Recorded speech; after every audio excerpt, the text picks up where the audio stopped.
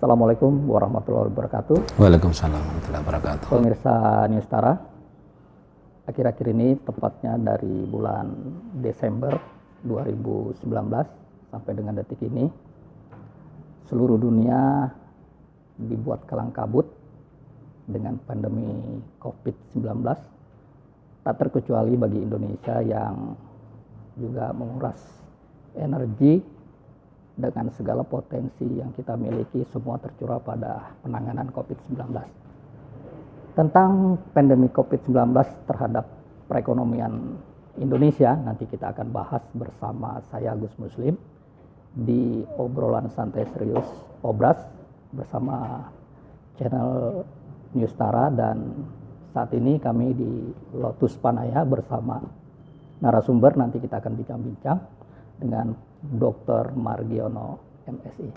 Assalamualaikum. Waalaikumsalam Pak Gus. Alhamdulillah baik.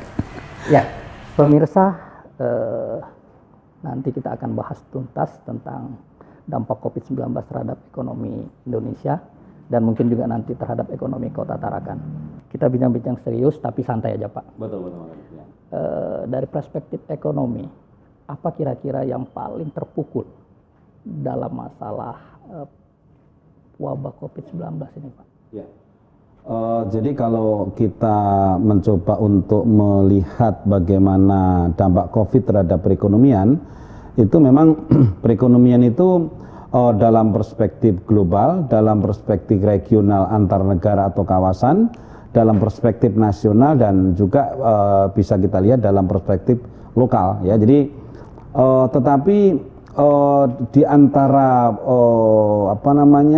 perspektif global, perspektif regional antar wilayah atau kawasan, nasional dan lokal, itu ada sebenarnya di dalam ekonomi itu ada dua hal yang menentukan sebuah aktivitas itu, terutama adalah lebih kepada arus orang.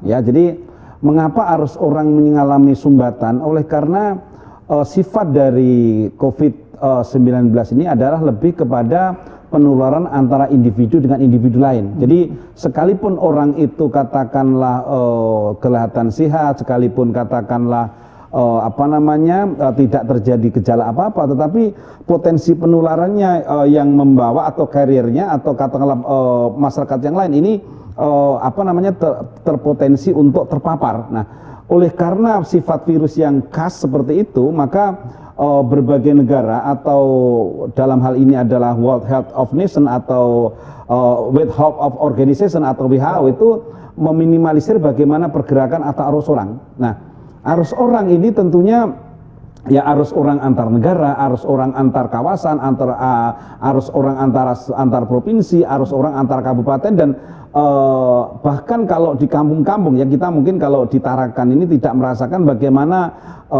antara satu lingkungan dengan lingkungan lain itu dipalang begitu ya. Kalau di kampung-kampung di sana itu dipalang, jadi orang tidak bisa masuk kawasan tertentu atau lingkungan tertentu atau RT tertentu. Itu artinya apa? Di situ adalah kesumbatan arus orang ini mengakibatkan efek yang luar biasa besar, adalah terutama kepada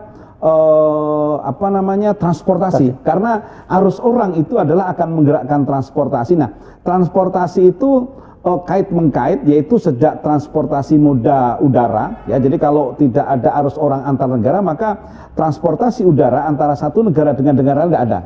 Arus transportasi antar provinsi, kalau di antar daerah, antar provinsi itu juga tidak ada. Arus orang antar kabupaten juga tidak ada. Nah, sumbatan arus ini mengakibatkan aktivitas pukulan pertama yang telak adalah kepada pekerja sektor transportasi. Nah, efek dari pekerja transportasi tentunya akan terjadi efek multiplier, atau sebenarnya multiplier itu lebih kepada bisa antar sektor. Jadi sektor tadi transportasi berhenti, akhirnya sektor arus perhotelan juga menghadapi tekanan, sektor restoran, jasa hiburan dan seterusnya itu mengalami pukulan. Itu adalah pola multiplier. Tetapi ada juga pola spillover. Spillover itu antar wilayah dengan wilayah lain. Nah, wilayah dengan wilayah lain, misalnya katakanlah tumbuhnya Tarakan itu akan menarik tumbuhnya daerah lain. Jadi misalnya kalau misalnya, gulungan juga tertarik ya begitu. Jadi kalau misalnya tarakan salah satu aktivitasnya naik dan pertumbuhan ekonomi naik, maka akan menarik bulungan, akan menarik KTT, Malino, Nunukan dan seterusnya. Jadi ini efek spillover. Jadi memang dampak dari COVID ini adalah bersifat masif, baik itu dalam perspektif multiplier atau dalam perspektif spillover antar wilayah. Jadi dampaknya ini tentunya gambaran pertama adalah karena macetnya berbagai aktivitas yang terjadi adalah pertumbuhan global itu juga akan tertekan. Jadi rata-rata pertumbuhan global itu rata-rata hampir turun sebesar 4%. Jadi kalau misalnya Indonesia ya 4%. Nah, Indonesia yang selama ini tumbuh misalnya katakanlah 5% begitu, itu terkoreksi hampir, kalau pemerintah pusat Departemen Keuangan kan memprediksi 2,3%, artinya terkoreksi kurang lebih 3% begitu.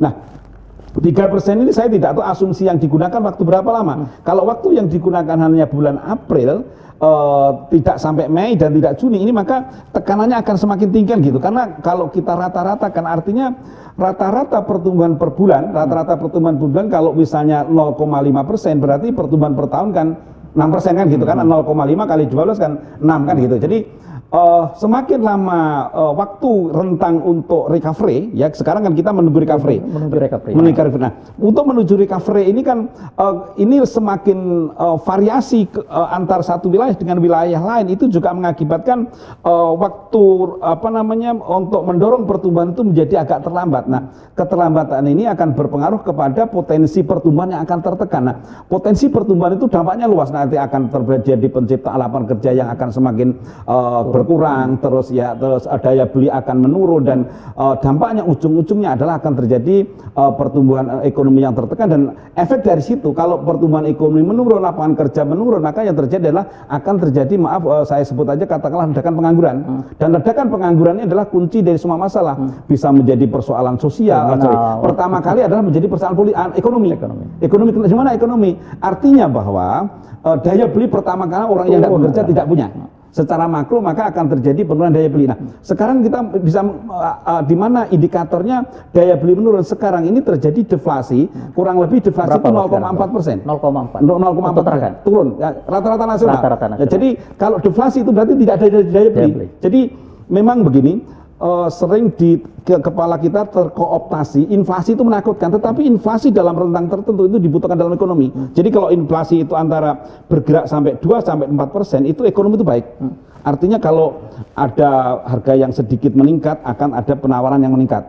Penawaran yang meningkat ini kalau permintaannya meningkat, penawaran meningkat. Kalau penawaran meningkat kan akan terjadi penggunaan tenaga kerja akan bertambah, penggunaan bahan baku akan meningkat, penggunaan penambahan transportasi akan meningkat, dan seterusnya kan gitu. Jadi memang sekarang ancamannya adalah akan seperti itu, yaitu terjadi penurunan pertumbuhan global, dan efeknya adalah akan terjadi meningkatnya angka pengangguran, dan ini bisa jadi nanti akan juga terjadi peningkatan angka kemiskinan. Tetapi kalau ini COVID ini katakanlah recovery-nya cepat, maka potensi pertumbuhan yang diprediksi itu 2,3% secara nasional itu adalah akan paling tidak terpenuhi, jangan sampai negatif, karena kalau sampai negatif. Hitung-hitungan Pak Margiono kira-kira untuk penurunan ekonomi tadi untuk Kaltara kira-kira sama nggak dengan nasional? Ya. Atau lebih parahnya? Ya, jadi sebenarnya ini perbedaannya Kaltara dengan Kalimantan secara umum dan nasional. Jadi perekonomian Kalimantan secara umum itu ditopang oleh sendinya itu adalah sendi pertambangan. Nah, sekarang tekanan COVID ini mematikan sektor transportasi, perhotelan, jasa, dan restoran. Sementara kita dihantam lagi dengan penurunan harga minyak dunia. Karena seluruh aktivitas produksi di dunia ini pada berhenti, otomatis berdampak kepada menurunnya permintaan dunia. Sementara produksi minyak di Arab, permintaan produksi di Rusia itu terus meluber. Akhirnya terakhir yang terjadi adalah dampak terjadinya harga minyak menjadi minus. Maksudnya minus itu begini, karena minyak begitu diproduksi itu akan mengalir sepanjang masa. Nah, aliran sepanjang masa ini tidak bisa diberhentikan kalau dia tidak berhenti sendiri. Terjadilah akhirnya luberan stok minyak di mana-mana. Nah, karena stok minyak di mana-mana, untuk menampung, untuk menyimpan saja kita perlu membayar kan gitu. Dampaknya adalah akan terjadi harga minyak menjadi negatif. Nah, dampak minyak yang negatif itu adalah komplementer dengan kalau minyaknya aja turun, bagaimana batu bara? Nah, batu bara adalah mewarnai struktur ekonomi yang ada di Kalimantan Utara, Kalimantan Timur, Kalimantan Selatan, mungkin Kalimantan Barat. Jadi dampaknya mungkin sekarang ini kalau saya katakan perekonomian Kalimantan Utara dan Kalimantan secara umum itu mengalami jab 2 kali. Jadi ada jab kanan, jab kiri, jab ya mudah-mudahan nggak ya Pak ya. Ya ini kan mudah-mudahan nggak rebah. Ya jadi jab kirinya adalah terkena COVID, jab kanannya adalah terkena harga batu bara yang menurun. Jadi ini apa ya sekali lagi ini memang perlu kebijakan yang agak yang agak canggih begitu, bagaimana mengeluarkan diri dari cengkeraman jab kanan jab kiri ini. Jadi ya ini perlu kepiawaian kebijakan dari para pemimpin daerah baik yang ada di Kalimantan Timur, Kalimantan Utara atau Kalimantan Selatan dan mungkin Kalimantan Barat barangkali. Kembali Pak, dalam pengamatan atau penilaian seorang ekonom yang juga dosen dari Fakultas Ekonomi Universitas Borneo.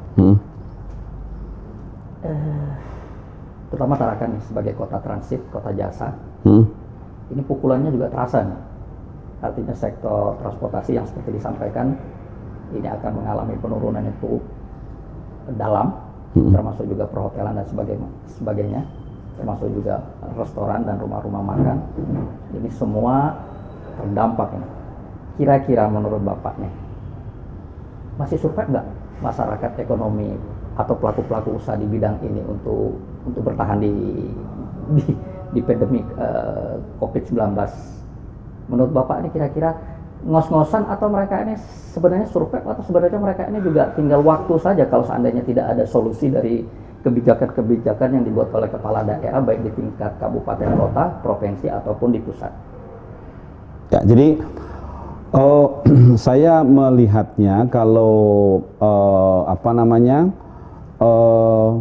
perhatian dari pemerintah itu sebenarnya mengapa Pak Wali Kota kemarin awal-awal menetapkan PSBB. Memang penetapan PSBB itu awal-awal mengalami polemik, tetapi kalau kita terlambat itu dampak ke belakangnya juga akan panjang, akan berkepanjangan begitu. Jadi sekalipun itu saya tidak memperdebatkan PSBB-nya, tetapi kebijakan itu adalah melihat bahwa meminimalisir potensi resiko yang berantai. Jadi dengan menetapkan PSBB itu lebih cepat, harapannya adalah akan bisa memulihkan ekonomi dalam waktu cepat dan minimalisir dampaknya. Karena kalau sampai terjadi ledakan itu akan menjadi persoalan yang sangat serius. Jadi itu mungkin terkait dengan keinginan menetapkan PSBB lebih cepat itu tujuannya adalah salah satunya adalah bagaimana memulihkan ekonomi secara cepat. Nah, sekarang kita bisa melihat kira-kira mungkin waktu itu awal puasa beliau menetapkan itu. Sekarang sudah mau masuk Lebaran tanggal 5 kita sudah mendengarkan beberapa informasi bahwa ini akan normal kan gitu. Nah, saya lihat aktivitas itu mulai menggeliat, mulai bergerak kembali, masyarakat juga mulai beraktivitas kembali, yang restoran juga mulai bergerak walaupun itu dengan kapasitas terbatas, terus yang rumah makan, yang hotel itu juga mulai bergerak. Nah, namun pergerakan ini sebenarnya adalah juga masih terbatas kepada regional provinsi. Jadi artinya belum menyentuh belum terkoneksi dengan wilayah lain. Jadi kalau tadi adalah nasional, padahal ekonomi Tarakan itu sangat dalam tanda kutip tergantung juga dengan konektivitas ekonomi provinsi lain. Jadi misalnya sekalipun katakanlah sekarang moda transportasi laut dibuka begitu ya, antar kabupaten kota yang ada di Kaltara, tetapi kalau transportasi udara yang ke daerah lain belum dibuka, maka hotel-hotel yang anggap katakanlah bintang, jadi hotel berbintang ini masih harus menyabarkan dirinya sementara, oleh karena aliran penumpang yang menjadi potensi menjadi tamu itu juga tidak sederas sebelum COVID kan begitu. Ya. Jadi ini memang, tetapi boleh saya katakan barangkali itu segmentasinya berbeda. Jadi anggap katakanlah antar daerah ini, yang antar kota Tarakan dengan kabupaten kota yang ada di lain itu adalah menempati segmen tertentu, anggap begitu ya, hotelnya segmen tertentu, saya tidak bisa menyebutkan karena ini menyangkut kenyamanan gitu ya, menyangkut harkat martabat. Terus pesawat itu juga punya segmen tertentu. Jadi artinya bahwa segmentasi untuk perhotelan itu adalah untuk misalnya katakanlah untuk melati, untuk losmen itu sudah mulai ada bangkitan, mulai ada pelan-pelan ada penyesuaian. Tetapi yang di atas ini barangkali adalah harus sabar sebentar. Jadi mau tidak mau harus sabar sebentar karena aluran penumpang dari pesawat itu belum ada. Jadi artinya memang itulah konsekuensi bahwa perekonomian yang tergantung kepada juga daerah lain, apalagi sifatnya Tarakan itu adalah sifat yang daerahnya transit gitu. Jadi memang kondisi kondisi lokal Tarakan itu mengharuskan adalah berada pada ketergantungan seperti itu karena memang ini adalah daerah transit. Tetapi untuk lokal ada obat penawar ya, saya sebut aja ada obat penawar kalau misalnya katakanlah antara kabupaten kota dengan Tarakan itu ada koneksi pelan-pelan. Masih ada obatnya lah ya. Ya ada obatnya, jadi ada obat penawar dari sakit. Tapi nggak selama-lama nih Pak. Kalau lama-lama juga bisa kan? Iya betul. Jadi memang ini tidak terlalu lama. Nah menurut saya ada harapan ya kalau kita mau konteksnya itu nasional, kita melihat misalnya di Jakarta kan mulai melandai. Ya. Jadi grafiknya itu melandai. Tapi sebenarnya begini ya, di dalam konsep ekonomi itu semua kejadian itu akan tunduk pada satu hal yaitu law of diminishing. Law of diminishing. Jadi artinya mula-mula sesuatu itu akan naik dan tetap akan menurun, ujungnya menurun. Jadi seperti itu. Tinggal waktu saja ya. Jadi tidak waktu. Nah, persoalannya sekarang manajemennya adalah manajemen yang dilakukan oleh para pemimpin adalah memperpendek waktu. Ya. Jadi supaya grafiknya tidak terlalu panjang. Sekarang ini di DKI itu juga mulai menurun sekalipun katakanlah belum nol ya. Jadi kita ada harapan kalau misalnya katakanlah DKI nanti juga masuk pada normal, maka aliran penumpang dari Jakarta masuk ke sini juga mulai ada kan gitu. Nah, dengan aliran penumpang dengan intensitas penerbangan yang nanti meningkat, maka akan potensi segmentasi hotel bintang apa itu juga pelan-pelan akan mulai terisi kembali. Jadi dalam hal ini itu adalah bukan kewenangan pemerintah daerah, itu sudah menyangkut kewenangan pemerintah pusat karena hubungan antara satu provinsi dengan provinsi itu kan menjadi kewenangan pemerintah pusat, saya kira itu. Ya, kembali Pak, kira-kira kiatnya pelaku usaha, kan ini kan pemerintah membuat policy, bagaimana memperpendek wabah ini secepat mungkin dari landai mungkin nanti akan pada akhirnya nol, dan trackingnya ini kayaknya menurun ya Pak yang untuk Tarakan dan nasional sudah mulai menuju ke landai ini ya, menuju ke landai. Nah kira-kira menurut Bapak nih ya, selaku orang ekonomi, apa yang harus dilakukan pengusaha menjelang nanti itu dibuka kembali? Artinya kesempatan-kesempatan atau perputaran ekonomi itu menggeliat kembali. Apa yang mesti mereka lakukan ini menjelang itu? Apakah mereka harus lebih kepada persiapan infrastruktur manajemennya? Apakah promotionnya perlu digenjot kembali untuk produk-produk yang mungkin UMKM, ataukah mereka mencari market atau segmentasi market baru? Karena mungkin ini akan ada terjadi juga perubahan dari masyarakat. Karena lockdown atau semi lockdown atau PSBB ini cukup lumayan juga Pak, merubah perilaku. Mungkin dari yang konsumtif jadi akhirnya berhemat dan sebagainya. Ini kayaknya ada dampaknya juga. Nah ini bagaimana? Ini kan ada korelasi juga dengan para pelaku ekonomi. Nah kira-kira kiat apa sih Pak menurut Bapak untuk bagaimana mereka nanti paling tidak ketika stabil, ya paling tidak income-nya stabil, terus omset stabil dan sebagainya. Karena tidak menutup kemungkinan dengan terjadinya perubahan pola tadi. Dari masyarakat yang konsumtif setelah sekian bulan di rumah akhirnya menjadi berhemat. Nah berhemat nih setelah COVID pengusaha berorientasi bagaimana profitnya harus sebesar-besarnya. Tapi masyarakat mulai menghemat nih. Ini gimana kira-kira menurut pandangan Bapak? Jadi begini, memang pengusaha itu sebenarnya kalau kita akui atau tidak akui adalah menjadi penopang tegaknya suatu negara atau tegaknya ekonomi. Kenapa? Karena begini, coba kita analisa. Misalnya pegawai negeri dan Polri, TNI kita itu kan kurang lebih 4 juta. Nah sementara penduduk kita itu kan 260 juta lah begitu ya. Hampir 100 juta lebih atau 200-an juta itu yang menyiapkan pekerjaan siapa? Yang menyiapkan pekerjaan adalah kan swasta kan begitu. Itu baru pekerjaannya. Terus yang membayar pajak yang digunakan untuk membiayai negara ini kan juga bukan sekali lagi adalah bukan aparat negara kan gitu. Yang membayar itu adalah juga swasta sekali lagi. Jadi dalam konteks ini kalau dulu kita sebut adalah ada pahlawan kemerdekaan, ada pahlawan tanda jasa. Sebenarnya pahlawan untuk semua hal, untuk pahlawan untuk masyarakat yang sesungguhnya itu adalah pengusaha. Misalnya Mas Joko ini sudah sekarang bisa merekrut berapa orang, menggaji beberapa orang gitu. Kan gitu.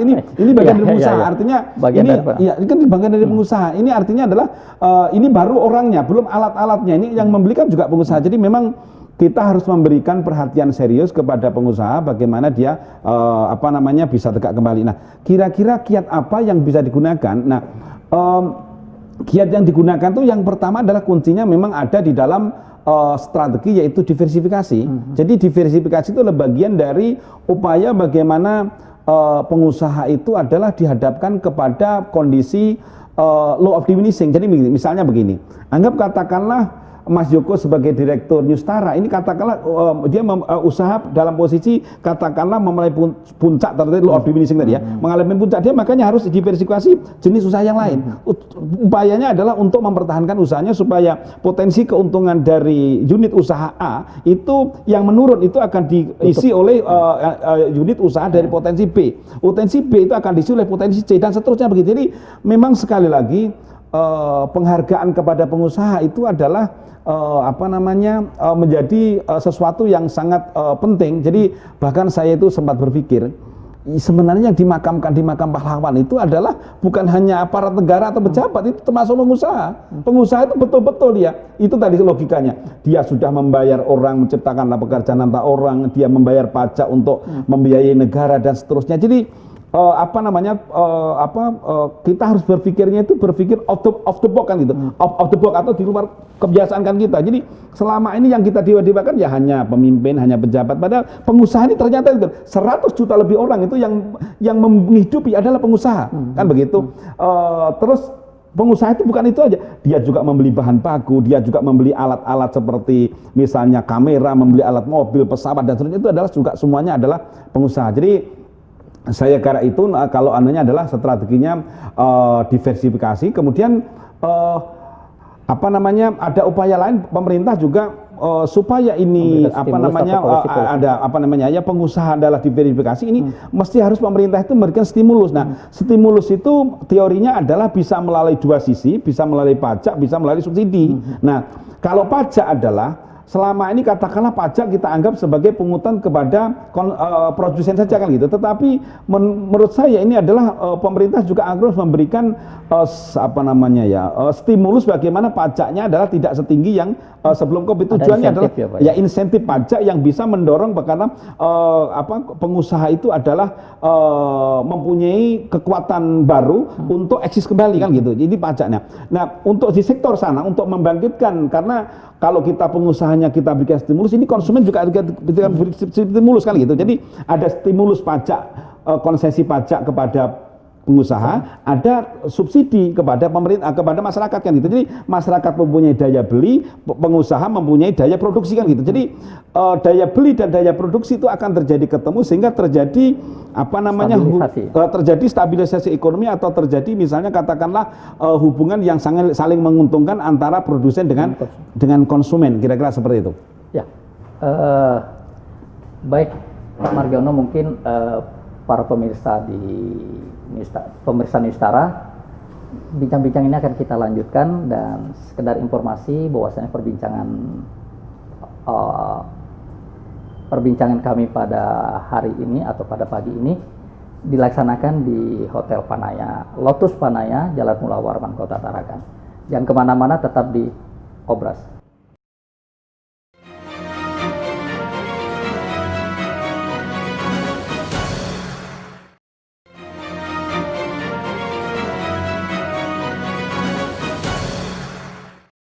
Pemirsa, Anda masih bersama kami di Obras, obrolan santai serius bersama Pak Margiono. Ya, Pak Margiono, kita lanjut ya. Siap. Nah, Pak Margiono, dampak COVID terhadap perusahaan tadi sudah disampaikan di panjang lebar, sudah kita bahas. Dan salah satu dampaknya adalah pengurangan tenaga kerja.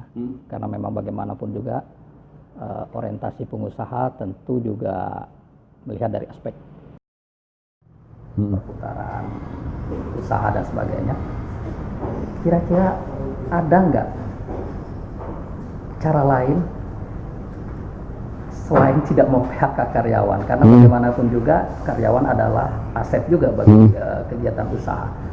Kira-kira kalau menurut pandangan Bapak sebagai seorang ekonom dan dosen, kalau tidak melakukan PHK, kira-kira pos apa yang harus dikurangi? Atau langkah-langkah apa yang harus dipangkas agar tetap eksis sebuah kegiatan usaha tersebut?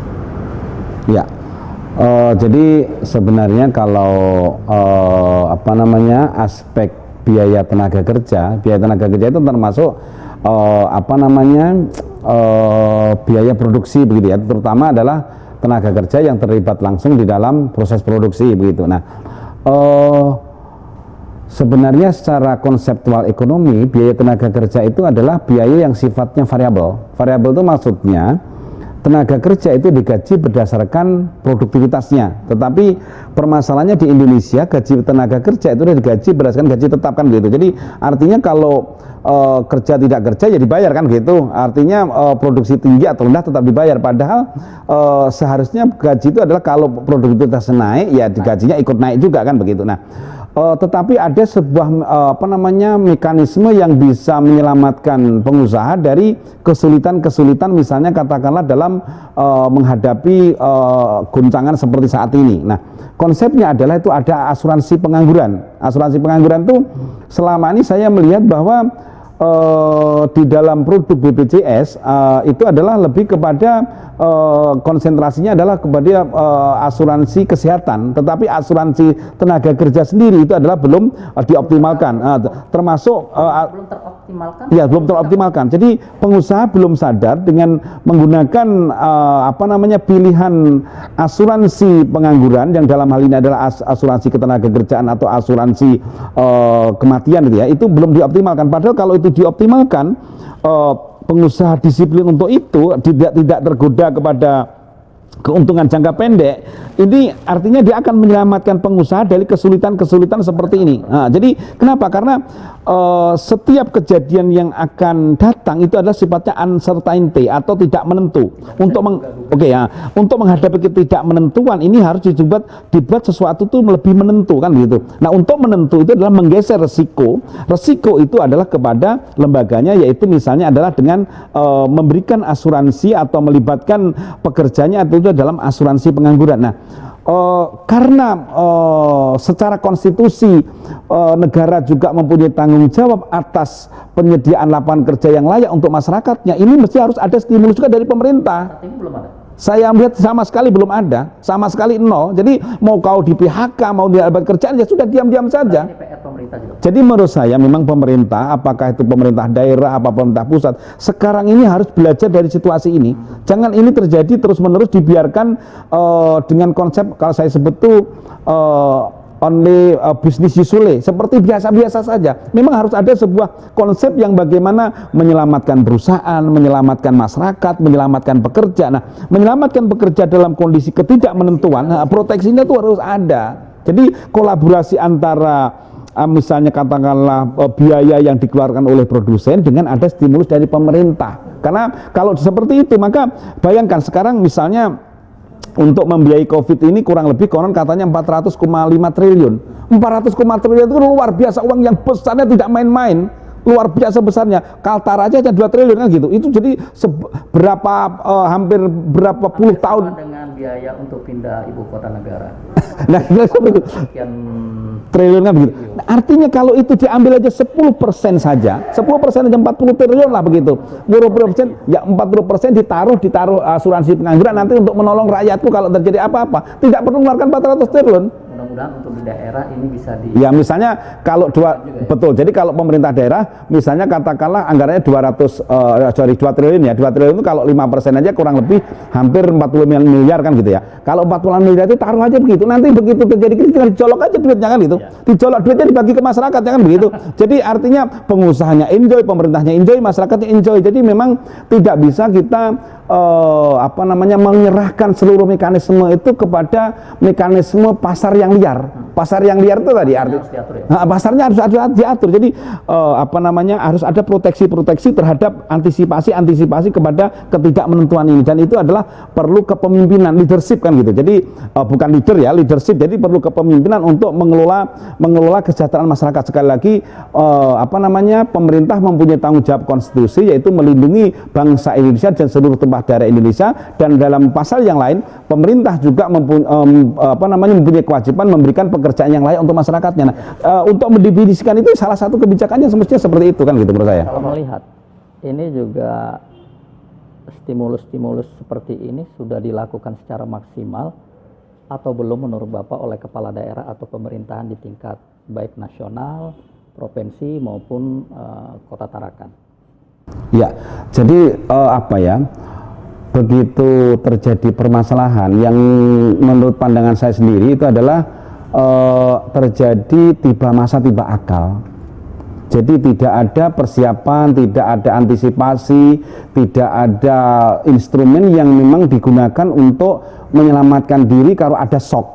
Shock itu jadi misalnya kalau ini grafik itu ada tekanan dari kanan atau tekanan dari kiri. Jadi mestinya ekonomi itu dibuat tahan terhadap shock begitu, tekanan-tekanan yang memang kadang-kadang mengejutkan begitu. Jadi mengapa tiba masa tiba akal? Karena begitu misalnya terjadi shock, kita harus mencari data siapa yang miskin, siapa yang layak. Nah, akhirnya datanya pun menjadi tidak begitu valid, sumbangan tidak menjadi salah sasaran, akhirnya terjadi protes di mana-mana. Jadi memang mengelola negara ini artinya harus dibasiskan kepada antisipasi ke depan, karena kita memang hidup di masa yang akan datang kan gitu, bahwa realitasnya hari ini, tetapi kita hidup di masa depan, dan untuk menciptakan masa yang depan yang baik itu adalah semua masyarakat itu mempunyai harapan positif terhadap bagaimana bernegara kan gitu. Nah, harapan positif ya seperti itu tadi, dalam kondisi makro yang bagus, sementara kita hubungkan dengan konstelasi global. Jadi kita harus paham sekarang COVID ini tidak hanya menghantam Indonesia, COVID ini menghantam seluruh dunia. 200 lebih negara itu mengalaminya kan gitu. Artinya semua negara sekarang membutuhkan, sama-sama membutuhkan stimulus kan begitu. Negara yang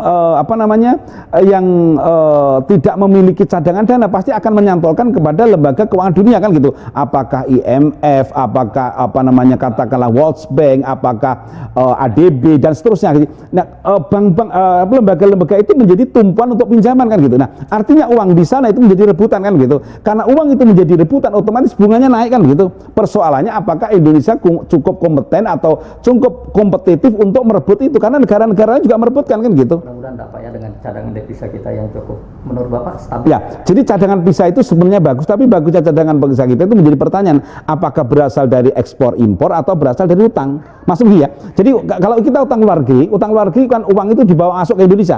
Itu kan parkirnya dalam bentuk dolar.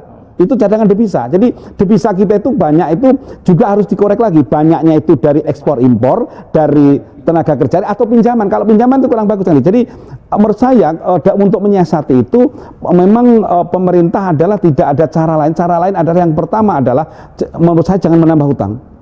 Jangan menambah hutang. Kalaupun toh hutang jangan luar negeri. Kenapa jangan luar negeri? Begini loh, kalau Anda sama-sama pinjam, Anda pinjam ke luar negeri membayar bunga, Anda pinjam ke dalam negeri juga membayar bunga. Nah, kan begitu. Mendingan di dalam, karena bunganya akan dinikmati oleh rakyatmu kan gitu. Jadi misalnya kalau menjual obligasi, ini juga akan mengakibatkan katakanlah uang yang tadinya dipinjam itu untuk menggerakkan ekonomi, satu lagi ini pengembaliannya akan dinikmati oleh negara. Jadi terjadi multiplier antar sektor tadi. Jadi menurut saya kalaupun toh pinjam, jangan pinjam ke luar negeri, karena di luar negeri itu pasti potensi resikonya tinggi, tingkat kompetisinya tinggi, karena sekarang negara-negara juga memperebutkan itu. Jadi sekarang arahnya satu yang dilakukan pemerintah adalah melakukan penghematan. Yang kedua adalah kalaupun toh pinjam, usahakan itu pinjam dalam negeri, tujuannya adalah untuk nilai tambah terhadap bunga yang dibayarkan pemerintah itu ada bisa menggerakkan ekonomi domestik, kira-kira itu. Tapi solusi yang paling tepat juga mempercepat melandainya pandemi ini ya Pak. Ya, itu ya artinya itu kalau kita ada di betul. Jadi perspektifnya dengan memperpendek waktu pandemi ini maka akan mempercepat aktivitas ekonomi kan gitu. Jadi ini kan vice versa ya bolak-balik. Jadi dengan mempercepat aktivitas ekonomi maka akan meningkatkan potensi pendapatan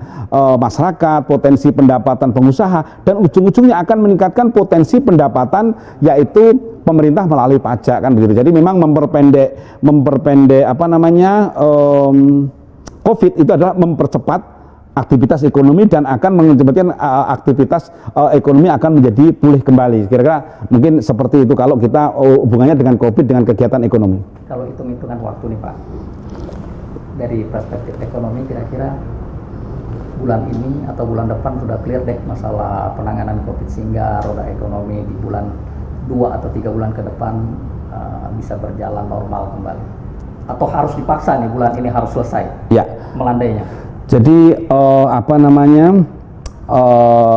kalau kita melihatnya secara global itu tidak bisa. Kenapa? Karena terjadi variasi antara satu daerah dengan daerah lain. Itu faktanya. Misalnya terakhir kita melihat bagaimana kepanikan Ibu Risma sebagai wali kota Surabaya itu kan panik. Kenapa? Karena di sana angka pasien atau enggak turun-turun, malah justru terakhir terjadi ledakan kemarin kan gitu. Jadi panik. Jadi tetapi secara parsial, misalnya nanti membaiknya Jakarta, misalnya lagi katakanlah membaiknya Jawa Barat, membaiknya misalnya Makassar. Jadi jaringan transportasi dari Jakarta akan meningkat, jaringan dari Makassar akan meningkat, maka pelan-pelan akan terjadi pemulihan.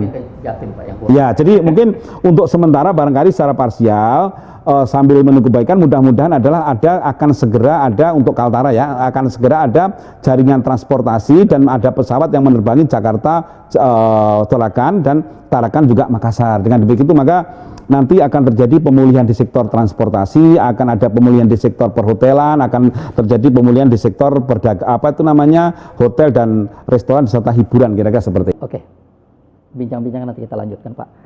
Pemirsa Nusantara, jangan kemana-mana, Anda tetap harus di Obras.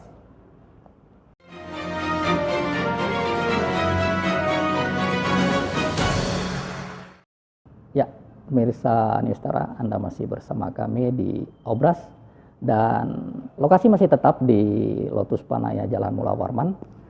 Kita kembali nih Pak. Siap. Ya, kira-kira dari persentase biaya produksi untuk tenaga kerja itu berapa persen dibanding dengan komponen-komponen lainnya? Biasanya menurut pengamatan seorang ekonom itu berapa nilainya Pak? Atau persentasenya? Jadi begini ya, memang upaya untuk melakukan restrukturisasi, termasuk restrukturisasi biaya itu harus kita ketahui struktur biaya itu di dalam proses produksi seperti apa. Karena tanpa kita berarti ini relatif Pak ya? Jadi artinya untuk kita menggeser ini tenaga kerja seperti apa, terus bahan baku seperti apa, bahan bakar seperti apa. Nah, sebenarnya ini strukturnya harus kita pelajari kan gitu. Dengan kita mengetahui struktur, maka kita akan pergeseran atau shifting atau katakanlah menekan atau menambah itu kan kita mempunyai landasan konseptual kan gitu. Nah, berdasarkan literatur. riset literatur yang terutama yang saya menyebut aja karena ini bukan riset saya, penelitian dari Vincent Gaspares itu biaya produksi itu memegang peranan yang sangat besar dibandingkan biaya pemasaran. Jadi hampir 80-90%. Nah, dari 80-90% itu biaya terbesar adalah di bahan baku. Bahan baku itu sampai dengan 40%. 40%. Terus biaya yang kedua adalah biaya transportasi itu mencapai kurang lebih 20%. Nah, biaya tenaga kerja itu berkisar antara 15 sampai dengan 20%. Jadi kisaran biayanya seperti itu. Artinya bahwa dalam struktur produksi, biaya tenaga kerja itu komposisinya adalah nomor 3, karena nomor 1 adalah bahan baku untuk produksi manufaktur, terus untuk katakanlah transportasi itu adalah sekitar 20% ke atas gitu ya, terus sampai 25, yang itu adalah 15 sampai dengan 20%. Nah, ini tentunya berbeda kalau ini perusahaan yang kita bahas ini adalah perusahaan yang sifatnya adalah capital oriented atau dia adalah labor oriented. Adalah dia orientasi dia adalah lebih banyak menggunakan banyak tenaga kerja, kan itu kan labor oriented. Padat karya lah padat gitu. Karya Perusahaan padat karya atau industri padat karya atau padat modal. Nah, beda ya. Jadi padat modal itu seperti misalnya penerbangan itu padat modal. Kacamata penilaiannya juga harus berbeda nih. Ya beda. Jadi kalau padat modal itu artinya bahwa tenaga kerja menjadi lebih kecil lagi. Jadi misalnya katakanlah gaji ground handling, gaji pilot, gaji pramugari dan seterusnya itu adalah prosesnya lebih kecil karena dia adalah high teknologi kan gitu. Nah beda dengan perusahaan yang ada di manufaktur kan gitu. Jadi itu strukturnya seperti itu. Nah kira-kira kalaupun misalnya katakanlah struktur biaya itu nomor 3, artinya pengusaha kalaupun mengotak-atik itu untuk misalnya katakanlah persentasi biaya tenaga kerjanya dikalikan dengan biaya asuransi itu menjadi kecil lagi kan gitu. Artinya dia tidak besar kan gitu. Karena persentasenya kecil kan gitu. Jadi kalau 15% misalnya 15% dari 100.000 itu kan hanya 15.000. Kalau misalnya katakanlah 15.000 dari 100.000 tadi adalah digunakan misalnya kata untuk asuransi, berarti asuransinya kan tidak banyak kan gitu. Nah, kalau kita mengasuransikan, karena kalau asuransi itu berarti kan harus dikalikan dengan gaji pokoknya kan gitu. Artinya kecilnya struktur biaya tenaga kerja itu mengakibatkan kalaupun pengusaha misalnya katakanlah memberikan kebijakan atau memberikan insentif kepada karyawan atau asuransi itu jumlahnya tidak terlalu besar. Nah, ketidakbesaran biaya ini sebenarnya subsidi pemerintah juga tidak terlalu besar kan gitu. Jadi ini cukup menjanjikan, struktur biaya ini cukup menjanjikan menjadi pintu masuk insentif yang bisa diberikan oleh pengusaha, menjadi pintu masuk insentif yang bisa diberikan oleh pemerintah dalam hal ini adalah dalam pengetokan anggaran, baik itu karena kalau yang punya hard budget itu kan pemerintah kan legislatif, pemerintah atau DPR kan atau DPRD. Jadi mungkin itu struktur biaya yang kecil itu tidak mengalami terlalu goncangan gitu ya, goncangan terhadap aktivitas produksi itu tidak terlalu mengalami goncangan, kalaupun katakanlah sebagian dari itu adalah persentasenya adalah untuk biaya asuransi untuk menyelamatkan karyawan, untuk melindungi karyawan dari shock kalau terjadi misalnya goncangan COVID seperti yang terjadi belakangan ini kira-kira itu. Ya, terakhir ini Pak ya. Masukan kepada pemerintah Kota Tarakan, termasuk juga legislatif dalam menyikapi. Tadi gagasan-gagasan cerdas sudah disampaikan bahwasannya perlu ada asuransi ketenagakerjaan dalam rangka kalau toh terjadi posmayar atau goncangan-goncangan yang terduga seperti COVID-19 ini, paling tidak suatu daerah atau suatu pemerintahan itu tidak tergoncang secara ekonomi, secara finansial, secara sosial, bahkan secara politik dan sebagainya. Karena dampak COVID ini juga semua masyarakat, pengusaha, pemerintah daerah, TNI, Polri pun sampai terlibat dalam penanganan COVID-19. Artinya seluruh stakeholder mau tidak mau, suka tidak suka terlibat dalam penanganan COVID. Ini menjadi pengalaman yang sesungguhnya harusnya menjadi pengalaman yang berharga bagi semua pihak nih Pak. Masukan kepada pemerintah Kota Tarakan, karena saat ini kita juga membahas tentang bagaimana dampak ini terhadap Kota Tarakan. Apa kira-kira masukan buat pemerintah Kota Tarakan dan termasuk juga para anggota DPR Kota Tarakan dengan peristiwa pandemi COVID-19 ini? Ya, jadi memang saya melihat sebenarnya ada pelajaran bagus yang dilakukan oleh pemerintah Kaltim waktu ya. Kaltim itu termasuk Kaltara. Waktu itu pemerintah Kaltim itu menanamkan modalnya di BPD, Bank Kaltim Tara, itu namanya dana abadi. Nah, dana abadi itu digunakan untuk menjadi salah satu sumber pendapatan karena dari situ nanti mereka menerima sahamnya kan, dianggap katakan modal usaha yang disertakan di Bank Kaltim Kaltara itu menjadi salah satu sumber untuk pendapatan menggerakkan ekonomi daerah itu. Termasuk sekarang Kaltara menerima itu, jadi Tarakan, Bulungan semuanya menyertakan modalnya seperti itu. Tetapi barangkali belajar dari situasi saat ini di mana tiba-tiba shock muncul begini, memang porsi dari dana abadi itu mesti dinaikkan. Jadi porsi dari dana abadi dinaikkan, keperuntukannya tentunya adalah bukan semata-mata untuk menopang APBD, anggaran pendapatan dan belanja daerah, tetapi juga untuk menopang bagaimana kalau terjadi mengantisipasi misalnya pengangguran, misalnya kemiskinan yang terjadi kalau misalnya terjadi shock seperti ini. Dan itu saya kira tidak hanya untuk pemerintah Tarakan, itu harus menurut saya itu menjadi kewajiban untuk pemerintah provinsi, semua provinsi, menjadi kewajiban pemerintah daerah, menjadi kewajiban negara. Kenapa? Karena sekali lagi perintah konstitusi adalah pemerintah melindungi segenap bangsa Indonesia dan menciptakan kesejahteraan umum. Nah, kalau perintah konstitusinya sudah seperti itu, mau apa lagi kan begitu. Jadi artinya harus dijalankan ini, harus dijalankan. Nah, oleh karena itu menurut saya kita tidak bisa menyongsong new normal. Jadi new normal itu kan normal baru atau kondisi baru tanpa new norm. Norm itu kan norma kan itu. Norma itu adalah perlu norma baru, kebijakan baru yang melihat bahwa ketidakpastian harus dipastikan. Uncertainty ke masa depan itu adalah dipastikan dengan antisipasi, dengan asuransi, dengan dana abadi, dengan peraturan-peraturan yang instrumen-instrumen yang tujuannya adalah meminimalisir kedalaman guncangan dari shock yang terjadi pada suatu aktivitas terhadap suatu daerah atau provinsi dan kira-kira termasuk negara. Jadi tidak bisa kita menyambut normal kalau tidak ada new norm. Jadi perlu kita norma baru, peraturan baru, kesadaran baru tentang upaya untuk menghindari terjadinya shock atau persoalan lebih dalam atau katakanlah lebih parah. Kira-kira kita harus menjadi pelajaran yang berharga untuk semua pihak. Termasuk itu katakanlah itu dalam aspek makro, dalam aspek mikro ya rumah tangga begitu.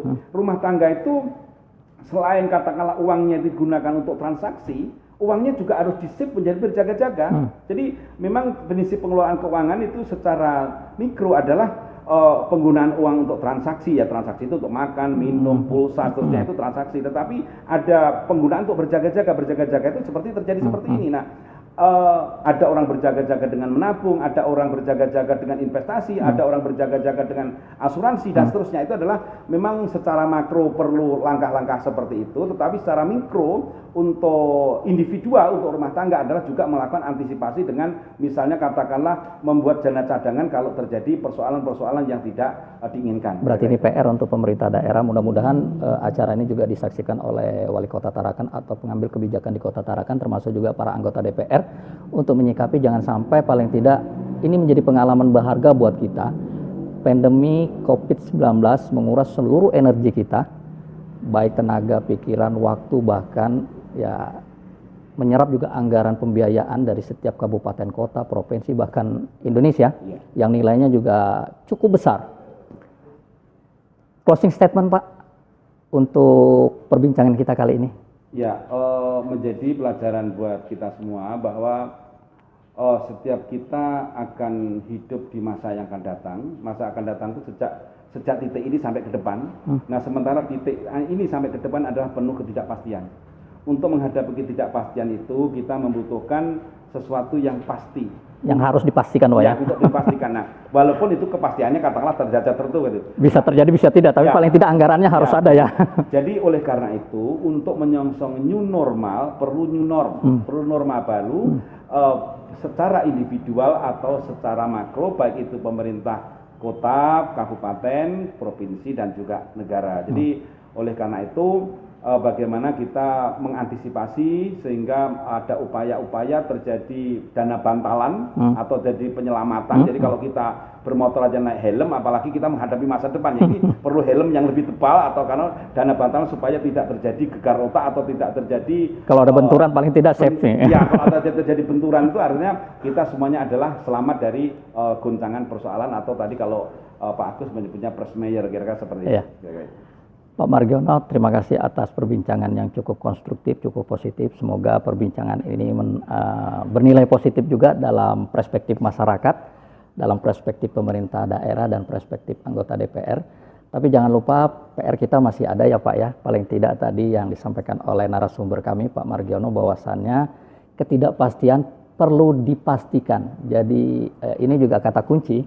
Belajar dari COVID-19 yang cukup menguras energi, menguras pikiran, menguras tenaga, maka mau tidak mau ke depan paling tidak hal-hal semacam ini agar tidak terjadi, pemerintah juga paling tidak harus memikirkan bagaimana antisipasi bila suatu saat post mayor itu terjadi. Baik pemirsa Newstara, demikian tadi perbincangan kami dengan narasumber Pak Margiono selaku dosen di Universitas Negeri Borneo Tarakan dan juga pengamat ekonomi Kota Tarakan. Terima kasih banyak Pak atas waktunya dan atas statement-statement serta argumentasi-argumentasi serta pandangan-pandangan dalam kacamata ekonomi. Demikian pemirsa, saya Agus Muslim, sampai berjumpa di Obras episode selanjutnya.